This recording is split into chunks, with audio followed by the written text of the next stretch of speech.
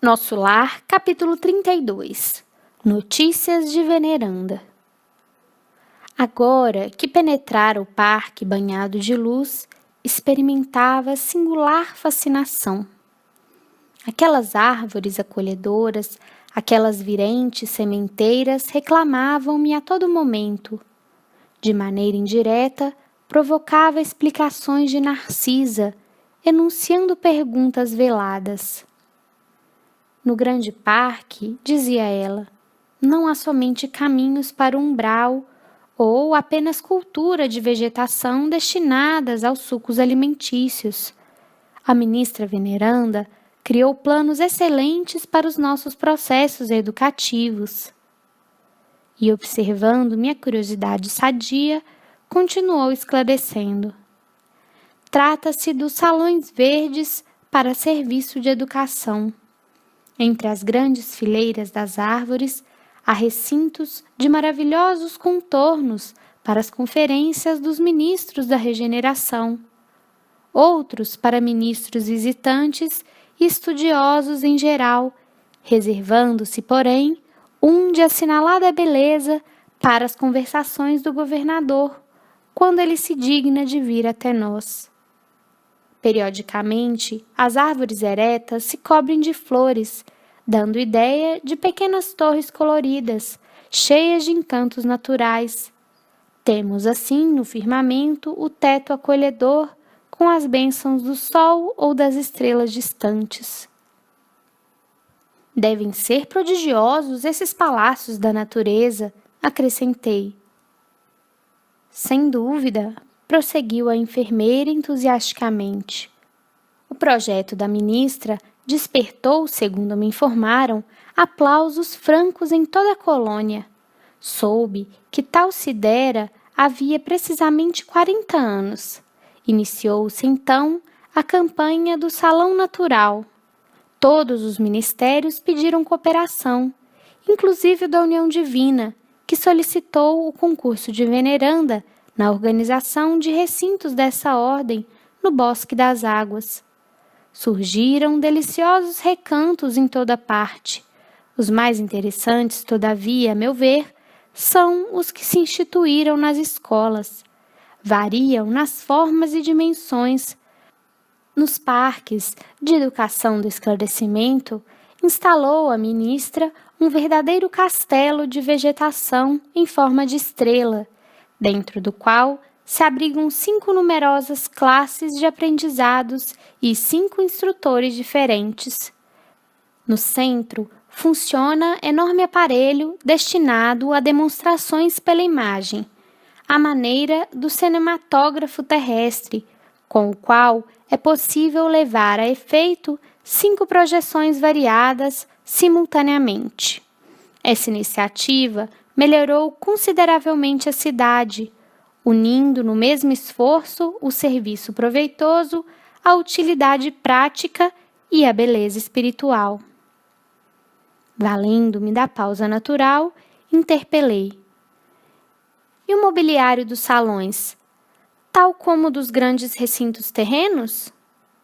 Narcisa sorriu e acentuou. Há diferença. A ministra ideou os quadros evangélicos do tempo que assinalou a passagem do Cristo pelo mundo e sugeriu recursos da própria natureza. Cada salão natural tem bancos e poltronas esculturados na substância do solo, forrados de relva olente e macia. Isso imprime formosura e disposições características.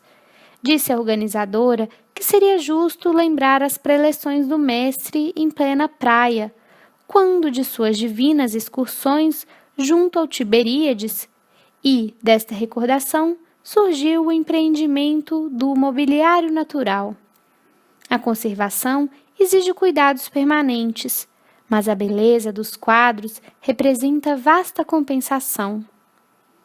A esta altura, interrompeu-se a bondosa enfermeira, mas, identificando meu interesse silencioso, prosseguiu. O mais belo recinto do nosso ministério é o destinado às palestras do governador. A ministra Veneranda descobriu que ele sempre estimou as paisagens de gosto helênico mais antigo e decorou o salão a traços especiais, formados em pequenos canais de água fresca, pontes graciosas, lagos minúsculos, palanquins de arvoredo e frondejante vegetação. Cada mês do ano mostra cores diferentes, em razão das flores que se vão modificando em espécie de 30 a 30 dias. A ministra reserva o mais lindo aspecto para o mês de dezembro, em comemoração ao Natal de Jesus, quando a cidade recebe os mais formosos pensamentos e as mais vigorosas promessas dos nossos companheiros encarnados na terra, e envia, por sua vez, ardentes afirmações de esperança e serviço às esferas superiores, em homenagem ao Mestre dos Mestres. Esse salão é nota de júbilo para os nossos ministérios. Talvez já saiba que o governador aqui vem quase que semanalmente aos domingos. Ali permanece longas horas, conferenciando com os ministros da regeneração, conversando com os trabalhadores, oferecendo sugestões valiosas, examinando nossas vizinhanças com umbral, recebendo nossos votos e visitas e confortando enfermos convalescentes. À noitinha, quando podes demorar-se, ouve música e assiste a números de arte executados por jovens e crianças dos nossos educandários. A maioria dos forasteiros que se hospedam em nosso lar costuma vir até aqui só no propósito de conhecer esse palácio natural que acomoda confortavelmente mais de 30.000 pessoas. Ouvindo os interessantes informes, eu experimentava um misto de alegria e curiosidade. O salão da ministra veneranda, continuou Narcisa animadamente, é também esplêndido recinto, cuja conservação nos merece especial carinho. Todo o nosso préstimo será pouco para retribuir as dedicações dessa abnegada serva de nosso Senhor. Grande número de benefícios neste ministério foram por ela criados para atender aos mais infelizes. Sua tradição de trabalho em nosso lar é considerada pela governadoria como das mais dignas. É a entidade com maior número de horas de serviço na colônia e a figura mais antiga do governo e do ministério em geral. Permanece em tarefa ativa nesta cidade há mais de 200 anos. Impressionado com as informações, adiantei. Como deve ser respeitável essa benfeitora? Você diz muito bem, atalhou Narcisa com reverência. É criatura das mais elevadas de nossa colônia espiritual.